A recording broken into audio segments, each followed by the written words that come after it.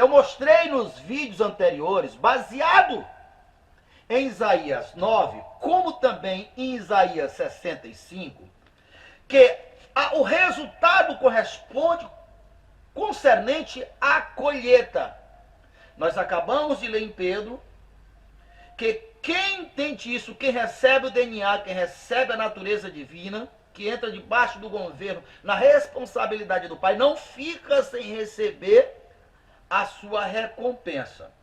Então o resultado do testemunho do milagre financeiro corresponde à minha colheita. E aquela colheita me trouxe muitas alegrias.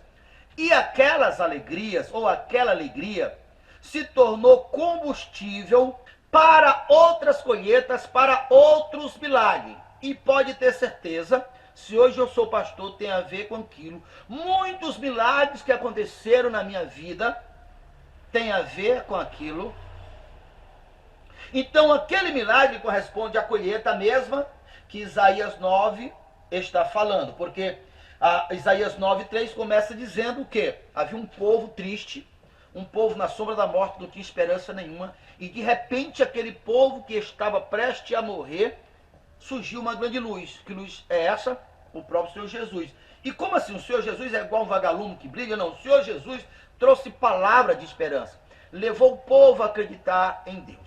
E quando o povo acreditar em Deus, aí você lê a continuação dizendo assim: e ele, Jesus, trouxe alegria para aquele povo, semelhante quando um agricultor colhe a sua colheita. Não tem nada mais que alegre um agricultor do que quando ele colhe a sua colheita. E em Isaías 9 ainda, associa essa colheita para aquele povo que não tinha esperança, estava na sombra da morte, estava triste, que surgiu uma grande luz, que é essa alegria compatível quando se colhe a colheita, compatível como nos dias dos medianitas, está apontando também para um acontecimento similar, que o povo de Israel foram oprimido por vários anos, oprimido por um povo chamado os medianitas, e de repente um homem chamado Gideão acreditou em Deus e disse: eu vou mudar essa história, eu não vou permitir mais ser roubado a minha colheita. Os israelitas trabalhavam o ano inteiro, mas na hora da colheita eles vinham e invadiam as suas roças, levavam seus legumes, deixavam o povo de Deus, deixavam os israelitas com fome, passando privações, e os israelitas não tinham força, não tinham coragem de o enfrentar, até que um homem chamado Gideão tomou a iniciativa e disse: não, eu não vou permitir mais, eu não vou aceitar mais essa situação. E foi ali que um anjo apareceu para Gideão e disse: vai nesta tua força, Gideão. E nós sabemos da história que Gideão venceu aquela batalha. Então a pontuação com o anjo está dizendo para nós: ei, tome a mesma atitude de Gideão, alcance o mesmo nível de fé, de alegria, compatível com a colheita, porque está relacionado diretamente com a colheita, porque a alegria de Gideão, juntamente com o povo de Israel, é agora, porque agora eles iriam trabalhar e eles iriam ter o resultado da sua colheita.